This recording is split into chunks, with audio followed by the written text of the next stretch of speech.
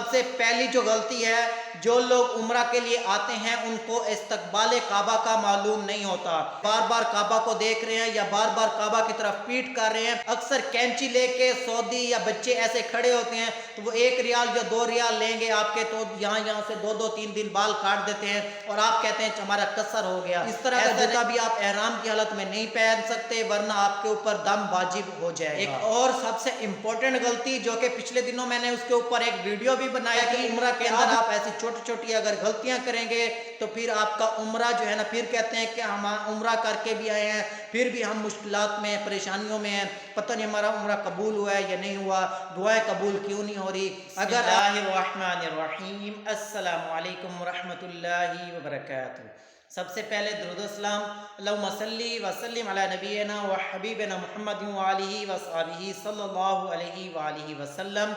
میں ہوں محمد عمران، موجود ہوں سعودی عرب میں۔ تو آج کی ویڈیو میں آپ کو بتانے والا ہوں کہ دوران عمرہ جو عمرہ زائرین سے کی جانے والی غلطیاں ہیں وہ لا علمی میں ہوتی ہیں یا ان کو معلوم ہونے کے باوجود بھی کچھ ایسی غلطیاں ہیں جن کا آج میں آئیڈینٹیفیکیشن کروں گا، اور میں کوشش یہ کروں گا کہ آپ کو تمام تر چیزیں تفصیل سے بتا سکوں۔ اور جو لوگ عمرہ کا ارادہ رکھتے ہیں یا عمرہ کر چکے ہیں تو ویڈیو کو ایک بار لازمی دیکھ لیں، اور اگر آپ اس ویڈیو کو اپنے کسی قریبی رشتہ دار جو عمرہ کا ارادہ رکھتا ہے تو کم سے کم ان کے ساتھ لازمی شیئر کیجئے گا، کیونکہ کچھ ایسی غلطیاں جو کہ لا علمی میں کی جاتی ہیں تو آج کی ویڈیو میں آپ کو مکمل ڈیٹیل اور تفصیل کے ساتھ بتاؤں گا۔ تو چلیے ویڈیو کا آغاز کرتے ہیں۔ تو سب سے پہلی جو غلطی ہے، جو لوگ عمرہ کے لیے آتے ہیں ان کو استقبال کعبہ کا معلوم نہیں ہوتا، تو وہ جیسے ہی مطلب حرم کے اندر داخل ہوتے ہیں تو اس کے بعد اپنی عمرہ کی نیت کرتے ہیں اور طواف شروع کر دیتے ہیں۔ لیکن استقبال کعبہ یہ ہے کہ جب بھی آپ پہلی بار بے شک عمرہ پہ آئے ہیں یا 10 بار عمرہ پہ آ چکے ہیں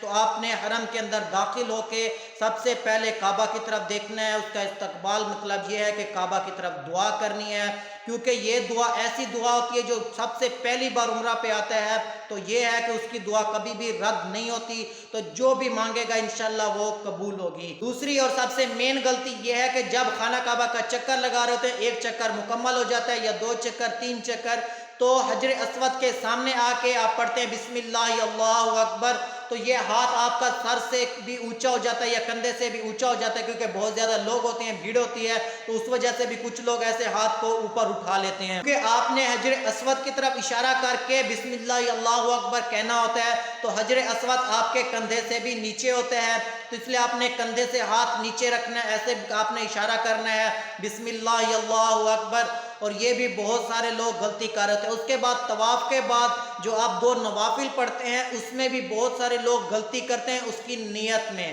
پہلے نمبر پہ تو یہ ہے آپ جو ہے نا مقام ابراہیم کے سامنے ہی 2 نوافل ادا کریں گے، وہاں پہ اکثر جگہ نہیں ہوتی ہے، صورتیں آگے بھیجتے ہیں، تو آپ نے کوشش یہ کرنی ہے کہ مقام ابراہیم کے سامنے پڑھنی ہے۔ جو نوافل آپ نے پڑھنی ہوتی ہیں اس کے اندر آپ نے نیت کرنی ہوتی ہے واجب طواف کی، کیونکہ بہت سارے لوگ جو 2 نوافل کی نیت کرتے ہیں یا جو بھی نیت کرتے ہیں، اور اگر آپ لوگوں کو اس چیز کا علم ہے، اس سے آپ کیونکہ میرے جو ویڈیو دیکھنے والے ہیں اہل علم بھی شامل ہیں، تو وہ جو ہے نا اس میں اگر میں کوئی غلطی کمی پیشی ہوگی تو وہ مجھے بھی رہنمائی لازمی کریں۔ اس کے بعد تیسرے نمبر پہ جو مین غلطی ہے وہ یہ ہے کہ طواف کرتے ہوئے آپ لوگ کعبہ کو دیکھ رہے ہوتے ہیں، بار بار کعبہ کو دیکھ رہے ہیں یا بار بار کعبہ کی طرف پیٹ کر رہے ہیں، یا طواف کے دوران رکنا بھی ایسا نہیں ہے۔ جب بھی آپ طواف شروع کریں گے، ایک تو یہ ہے کہ آپ کعبہ کی طرف نہیں دیکھ سکتے، نہ ہی کعبہ کی طرف پیٹ کر سکتے ہیں، تو آپ نے طواف کے دوران کعبہ کی طرف نہیں دیکھنا۔ بالکل ایسا ہے کہ کعبہ کو دیکھنا ثواب ہے، ثواب کی نیت سے دیکھنا چاہیے،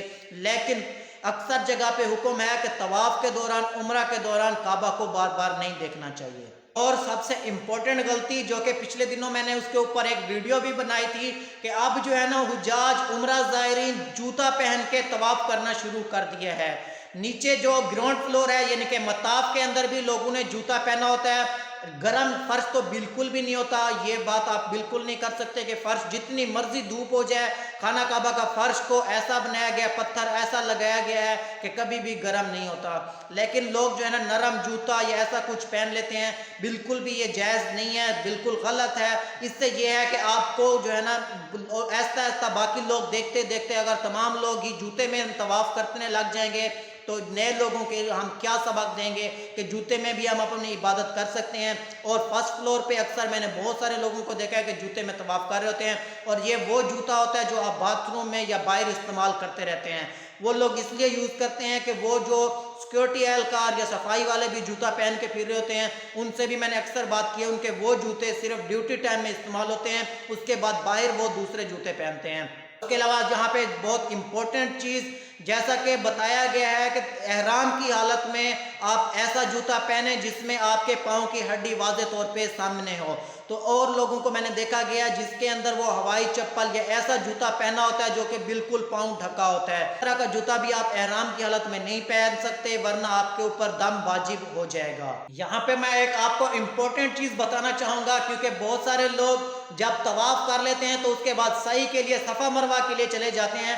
تو صفا مروہ میں جو ہے نا لوگ دنیاوی باتیں کر رہے ہوتے ہیں, آپس میں گپیں لگا رہے ہوتے ہیں, یا ایسے فون پہ لگے ہوتے ہیں. لیکن صحیح بھی جیسے طواف میں آپ جو ہے نا دعائیں پڑھتے ہیں, طواف کرتے ہیں, تو اسی طرح صحیح کے اندر بھی آپ کو بہت ساری دعائیں کرنی ہوتی ہیں, دعائیں پڑھنی ہوتی ہیں. تو جیسا کہ صحیح کے اندر حضرت حاجرہ رضی اللہ تعالیٰ عنہا نے بہت ساری دعائیں مانگی تھی, اللہ تعالیٰ سے مانگا تھا, اپنے بیٹے کے لیے زمزم یعنی کہ پانی مانگا تھا, تو اللہ تعالیٰ نے ان کو عطا کیا تھا. تو اس لیے صحیح کے اندر بھی آپ بہت زیادہ دعائیں مانگیں, اور اس کے علاوہ آپ کو جتنی بھی دعائیں آتی ہیں وہ دعائیں آپ پڑھتے رہیں. صحیح میں آپ باتیں یا فون پہ نہ لگے رہیں. اس کے بعد سب سے لاسٹ اور امپورٹنٹ مسٹیک جو کہ بہت سارے لوگ کرتے ہیں, جیسے ہی آپ اپنا طواف مکمل کر لیتے ہیں, صحیح مکمل کر لیتے ہیں, تو وہاں سے باہر نکلتے ہیں. باہر نکلنے والے راستے پہ اکثر کینچی لے کے سعودی یا بچے ایسے کھڑے ہوتے ہیں, تو وہ 1 ریال یا 2 ریال لیں گے آپ کے, تو یہاں سے 2-3 دن بال کاٹ دیتے ہیں,